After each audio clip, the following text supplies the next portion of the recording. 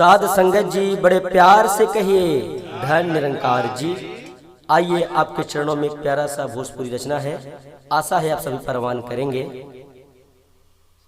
यही नर तनवा के हो यही नर तनवा की कुछो नाही मोल हो, काहे के बितावेला काहे के बितावेला समैया आन मोल हो, काहे के बितावेला समैया आन मोल हो, काहे के बितावेला।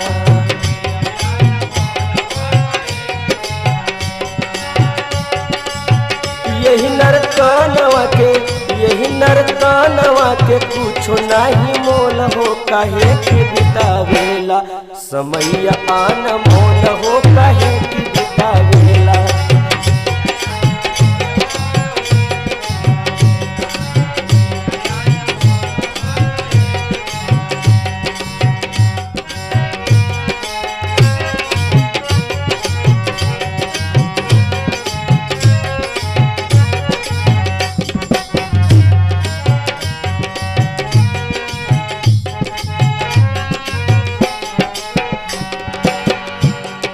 लेके ब्रह्म ज्ञान पहले हरि के पहचाना, बिना जन राम नहीं मिली ह ठिकाना।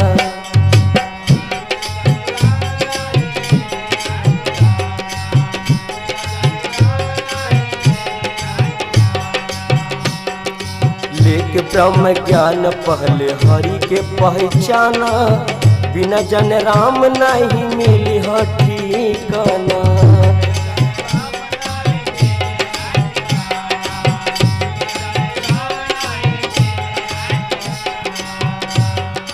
यही बद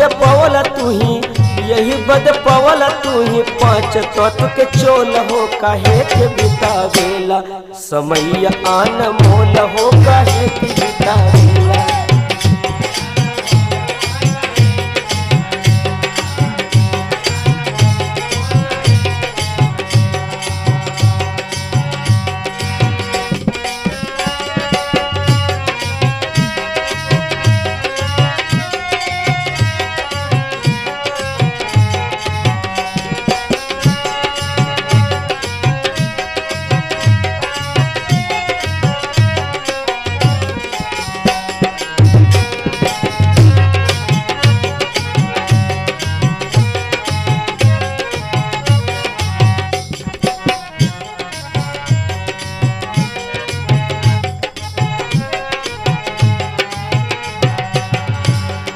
सतगुरु हमरा के सब कुछ देला, सतगुरु हमरा के सब कुछ देला, बदल में अभिमान हमरा हर लेला।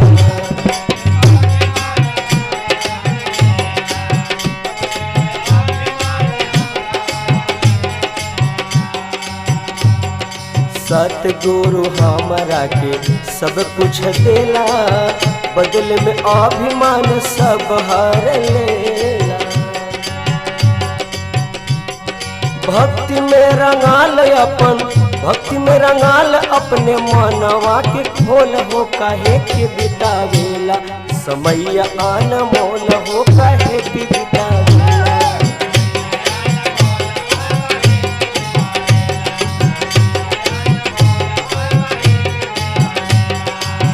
यही नरकानवा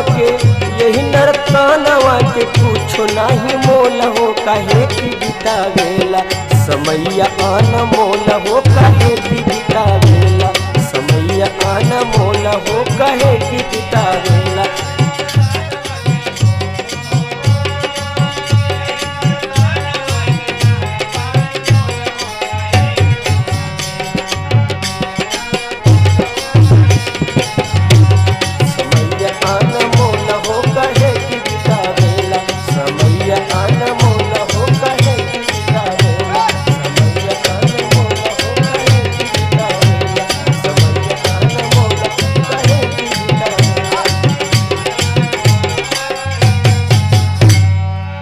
प्यार से कहिए धन निरंकार जी।